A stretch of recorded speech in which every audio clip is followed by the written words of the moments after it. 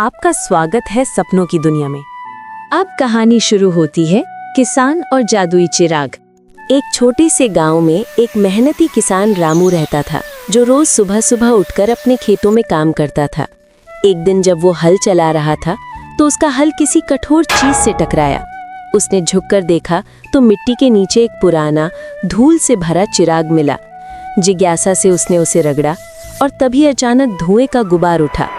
उसके सामने एक विशाल जिन खड़ा था। जिन ने गूंजती आवाज में कहा, मैं चिराग का जिन हूँ, बोलो मालिक, क्या हुक्म है। रामू डर गया और बोला, मुझे कुछ नहीं चाहिए, बस मेरी फसल बचा दो। जिन मुस्कुराया और उसके हथेली के इशारे से पूरा खेत हरियाली से भर गया। फसलें लहराने लगीं, आसमान से हल्की बारिश बरसी और रामू की आंखों में खुशी के आंसू आ गए।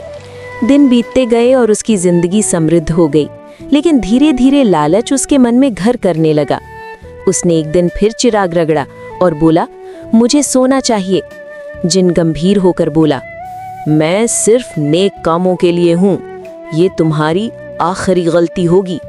मगर रामू ने उसकी बात न मानी। तभी अचानक तेज तूफान आया, सारी फसलें उड़ गईं, चिराग जमीन में समा गया और रामू अकेला रह गया, खाली खेतों और पछतावे के साथ।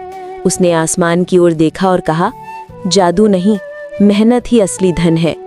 उस दिन के बाद उसने फिर कभी लालच नहीं किया और अपनी मेहनत से अपनी जिंदगी दोबारा संवार ली। इस कहानी से हमें यही सीख मिलती है कि असली जादू किसी चिराग या जिन में नहीं, बल्कि मेहनत, ईमानदारी और धैर्य में होता है। लालच चाहे जितना बड़ा क्यों ना हो, वो हमेशा विनाश की ओर ही ले जाता है।